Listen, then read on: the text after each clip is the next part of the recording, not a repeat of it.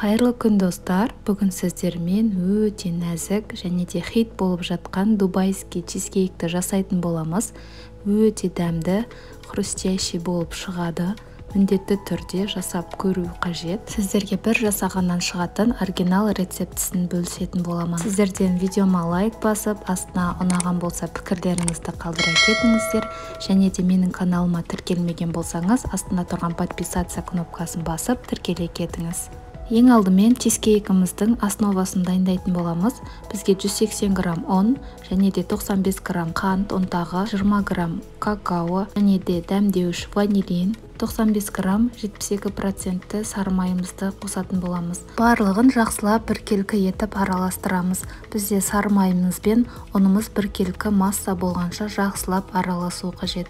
Соңында барып бір дана жұмыртқамызды да салып, жақсылап жұмсақ етіп қамырымызды дайындаймыз. Бұл чизкейктің основасына дайын печеньеларды да қолдансаңыздар болады. Мен осылай алдын ала основасын өз қолыммен дайындап пісіріп алдым. Осындай қолға жабыспайтындай жұмсақ осындай қамырымыз дайын болады. Дайын болған қамырымызды ұн сеуіп, пергамент қағазына жұқа етіп, жайып пісіріп алатын боламыз. Барлығын видеода көрсетілгендей етіп жасаймыз. Бұл чизкейкке міндетті түрде бұлай қамырын дайындаудың қажеті жоқ. Сіз асығыс болсаңыз, дайын печеньелардың көмегімен жасасаңыздар болады. Мен де осылай пергамент қағазына төсеп, жұқа етіп жайып, пісіріп алдым.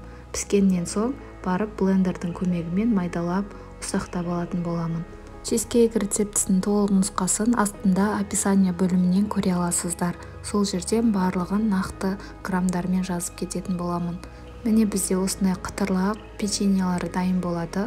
Осылай дайын болғаннан соң блендердің көмегімен немесе қолдың көмегімен осылай майдалап ұсақтап алатын боламыз. Ұсақтап алған печеньеларымызға осылай сары майды ерітіп, жақсылап араластырамыз. Бізде бұл қолымызға жабысып, жиналатындай формада болуы қажет. Чизкейктің основасын осылай тез және де оңай дайындап алатын боламын. Дайындап болған чизкейктерімнің основасын алдын ала өзіміздің кез келген формамызға пісіріп, формасын дайындаймыз.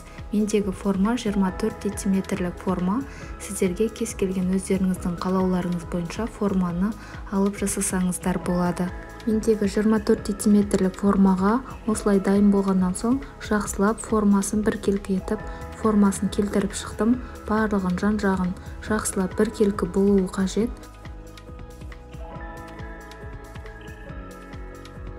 Келесі біз чизкейкіміздің салмасын дайындайтын боламыз. Бізге калехтің 500 грамм творожный сыры қажет және де 70 грамм қант.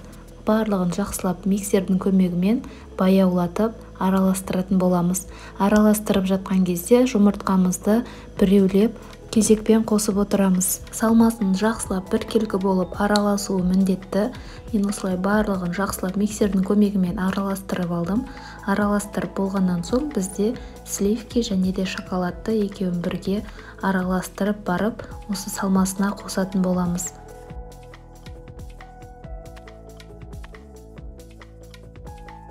Салмасы осылай біркелкі болғаннан соң біздегі сливкиімізді ыстып және де шоколадымызды ерітіп алатын боламын. Осылай шоколадымды ерітіп болғаннан соң сливкимен екеуін бірге араластырып барып, сосын барып салмасына қосатын боламын. Барлығын видеода көрсетілгендей етіп осылай жасаймыз. Осылай барлығын араластырып біркелкі етіп аламыз. Бізде салмасы дайын болады. Дайын болғаннан соң бізде келесі кезекте формамызға салып пісіріп алатын боламын. Формамызды осылай алдын ала листімізге қойып дайындап аламын. Дайындап болғаннан соң салмамды ортасына салып, жақсылап барлығы біркелкі етіп, үстін тегістеп алғаннан соң бір стакан қайнап тұрған ыстық суымызды құйып пешімізге жіберетін боламыз. 140 градуста 1-1,5 сағаттай пісіріп аламын. Бізде келесі чизкейкіміз дубайский болғандықтан бізде осындай теста катайфи қолданылады және де фисташковый пастамызды екеуін біркелкі етіп араластырамыз. Хит болып жатқан дубайский чизкейкіміз осымен әдемі және де хрустящий болып шығады. Бізде осылай фисташковый пастамыз кішкене қоймалжың болмайды, сол себепті теста катайфимен бірге араласуы кішкене қиындау болады. Сол себепті барлығын жақсылап араластырып, міндетті түрде жақсылап араласу қажет. Келесі бізде осылай дубайский чизкейктің үстіне құйылатын калебауттың молочный шоколадына сливкимізді құйып біркелкі етіп араластырып аламыз. Екеуі жақсылап біркелкі болып араласу қажет. Сосын барып біздің шоколадымыз дайын болады. Міне бізде осылай әдемі болып шығады. Осылай алдын ала дайындап болғаннан соң, соңында біз дубайский чизкейкіміздің бетіне құятын боламыз. Мен дубайский чизкейкті пісіріп болғаннан соң осылай бір түнге қалдырдым. Бір түнге қалдырып холодильникке қойып алдым. Сосын барып келесі күні осылай бетіне салмасын салып дайындап алдым.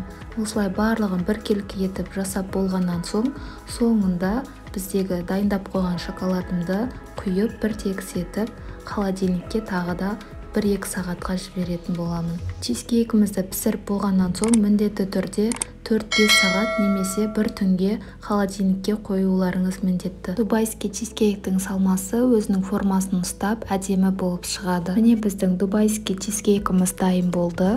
Осылай міндетті түрде жасап көріңіздер. Өте дәмді және де хрустящий болып шығады. Бұл чизкейктің ерекшелігі осындай салмасында, салмасы начинкасымен бірге өте әдемі және де хрустящий болып хрустить етіп тұрады. Осылай шоколадын құйып болғаннан соң 1-2 сағатқа холодильникке жіберіп, формасын ұстағаннан кейін ғана барып кесіп ұсынатын боламын. Міне бізде 3 сағаттан кейін осылай формасын кесіп, сіздерге кесіп көрсететін боламын. Қазіргі тапсырыста жасап жүрген дубайский чизкейктердің бірі бетін өз қалауларыңыз бойынша әрлеуге болады. Дубайский чизкейктің дауысын естіп көріңіздер.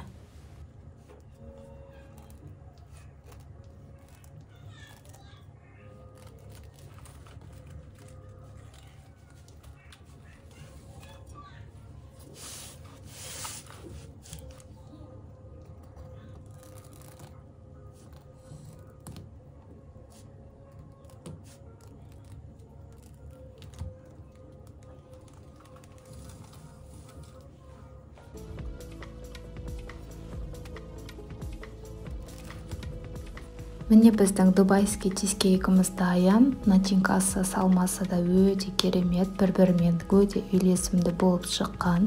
Сіздерге де кеңес беремін, міндетті түрде жасап көріңіздер. Дәмі деген ерекше, хрустить етіп тұрады. Достар, сіздерге рецепт пайдалы болса, лайк басып пікірлеріңізді қалдыра кетіңіздер, және де менің каналыма тіркеле кетіңіздер.